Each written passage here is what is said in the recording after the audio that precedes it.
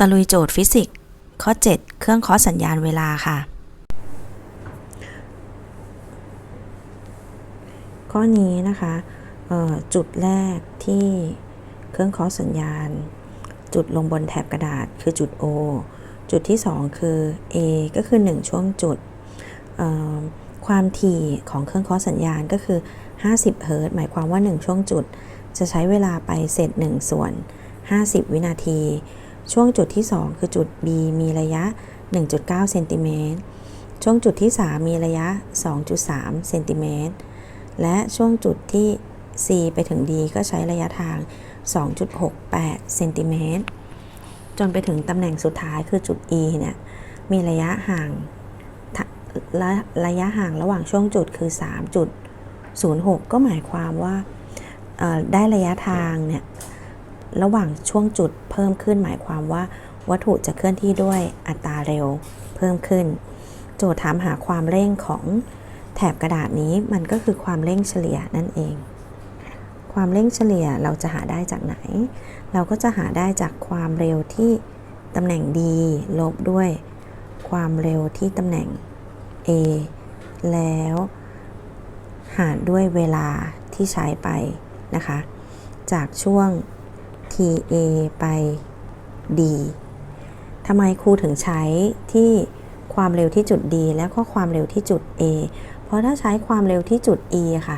เราก็ไม่สามารถหาความเร็วเฉลี่ยที่จุด E ได้เพราะว่าเราไม่รู้ว่าระยะทางที่ไปขวามือค่ะที่ถัดออกไปทางขวามือมีค่าเท่าใดดังนั้นเราเลยต้องถัดมาหาความเร็วเฉลี่ยที่จุด D เพราะเราทราบระยะ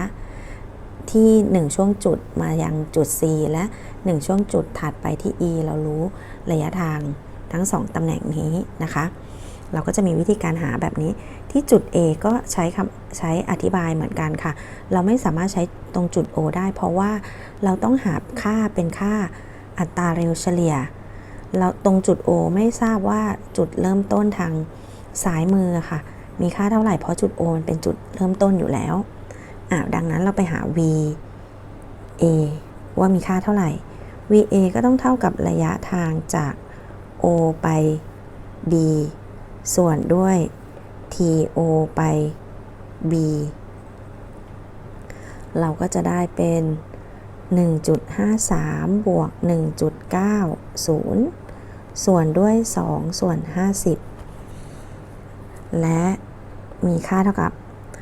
9ได้3 9บวก5เป็น4ได้ 3.43 คูณ50ทั้งหมดส่วน2เราก็คิดเลขออกมาได้เป็น 85.75 หน่วยเป็นเซนติเมตรต่อวินาทีเราก็จะไปหาตัวต่อไปเลยคือ VD จะมีค่าเท่ากับระยะทางจาก C ไป E ส่วนด้วยเวลาจาก C ไป E ก็จะมีค่าเท่ากับ 2.68 ตรงนี้นะคะบวกด้วย 3.06 บวก 3.06 ส่วนด้วย2ส่วน50ก็จะได้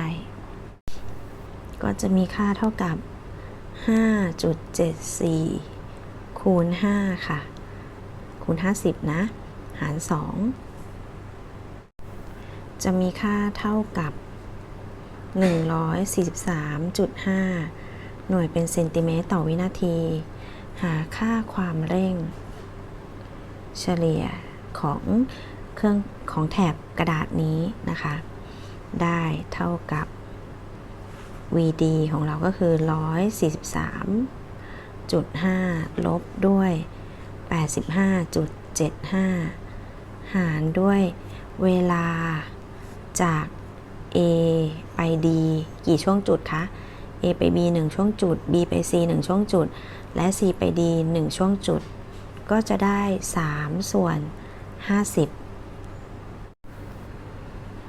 เราก็จะได้เป็น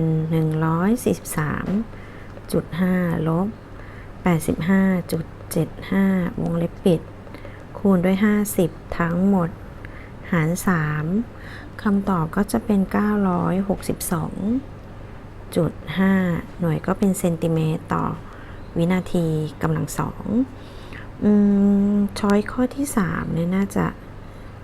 พิมพ์ผิดได้เป็น 962.5 นะคะคำตอบคือ 962.5 ค่ะตอบช้อยข้อที่3นะคะเพื่อให้เป็นการเรียนรู้อย่างต่อเนื่องกดติดตามช่องฟิสิกส์ทีเชอร์ตุ๊กได้ค่ะ